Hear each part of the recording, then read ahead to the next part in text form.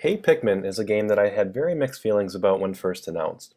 I was happy to see a new Pikmin game, but very disappointed when I started seeing gameplay. Another side-scroller? Really? This is Pikmin. Pikmin games are all about the strategy of multitasking and making challenging decisions. Pikmin has always been one of my favorite franchises. As a matter of fact, Pikmin 3 was my favorite game on the Wii U. So why would they take something so amazing and water it down on the 3DS with side-scrolling gameplay?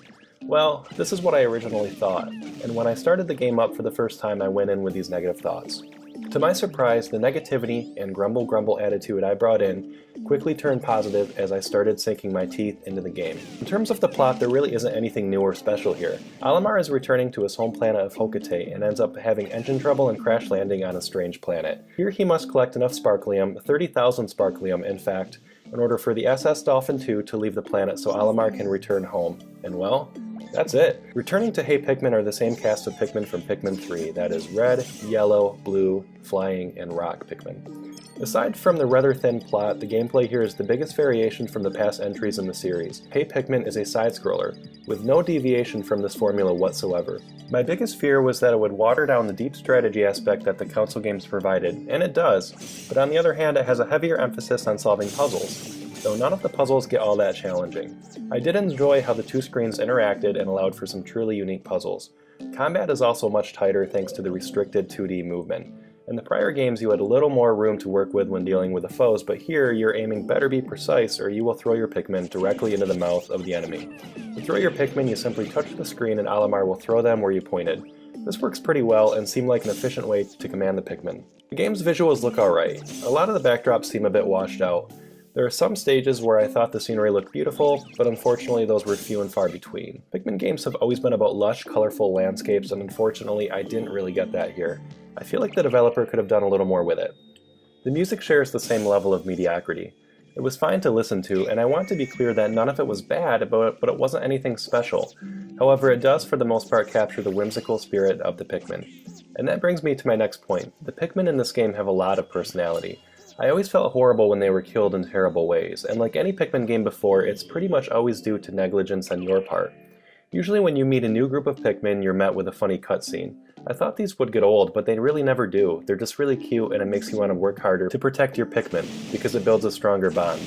If you do get through a stage without losing any, and bring them all back to the ship, you are rewarded with a trophy. For me, this wasn't quite enough to go back and replay the levels, but it did feel pretty rewarding to know that I didn't lose any. The game consists of 7 areas that each break down into 4 stages, 1 bonus stage that can be unlocked by finding an alternate exit, 1 boss stage, and a plethora of side levels where you can either try to solve a puzzle in order to collect the Pikmin pellets, collect Sparklium, or alternatively, you can scan Amiibo and collect in-game Amiibo figures. Typically there are 3 pieces of treasure per stage, and I always made it a point to collect all the treasure and read the descriptions. Reading Olimar's take on what these real-world items are proves to be really humorous. Collecting all the treasure in the game took me right up to 14 hours, so there is decent amount of content here from start to finish. The only reason I would replay stages would be to find the alternate exit or nab some treasures that I missed my first run through. I never really minded this because the second time through the mini cutscenes could be skipped, but really, none of the stages are that interesting enough where I'd want to go back and replay them again. The 30,000 Sparklium goal is extremely easy to achieve, and I got there on the 5th world. But without giving too much away, there is still more to do story-wise. On top of the game's different areas, there is a new Pikmin Park. This is the area of the game where your Pikmin go to hang out after you safely bring them back to your ship. Here, there are no enemies, and they are used to harvest both Sparklium and treasure. There isn't really anything here that enhances gameplay at all because all you are doing is really telling the Pikmin where to search for treasure. You can send the fire Pikmin into the flames, the rock Pikmin into the crystals, etc., but that's really it. My favorite thing about the Pikmin Park was sending all 5 Pikmin types into the same area at once and watching them all harvest and do their jobs. It essentially created complete chaos on the screen and it was beautiful. But that's really all you can do here, watch. Once you build up your Pikmin Park numbers, you can scan the new Pikmin Amiibo, which is beautifully crafted by the way, and level it up. In-game, you can then scan your Amiibo and depending on what level it is, Pikmin will fall from the sky and they will be yours to command. It's a neat idea really, and pretty good use of Amiibo, but I only used it a couple times when my numbers were too low to snag a treasure that I wanted. The last thing I wanted to talk about here is the challenge.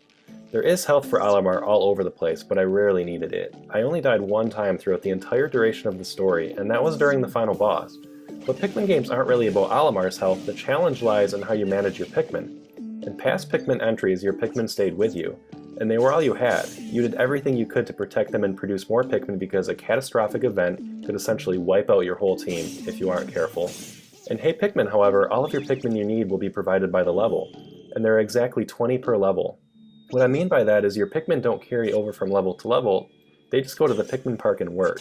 So you never have to decide how many rock Pikmin or flying Pikmin you'll need for a given area to solve a puzzle. The game does that for you. For me, this takes away really any strategy that could have been there, and this does water the experience down. Yes, I'm totally biased because I love the strategy and challenge the franchise typically offers, but I don't think it's unfair for me to have high expectations and critique Hey Pikmin based on its predecessors because I truly love the franchise so much. All in all, I did have a lot of fun playing the game, and I would totally recommend it if you like a good side-scroller now and again. But if you are expecting a Pikmin game with a level of strategy and intensity that the series is known for, you will not find it with Hey Pikmin. For me, this game was cute, funny, and really did make me smile a lot, and I appreciate it for that. But it just did not quench my thirst for a new Pikmin game.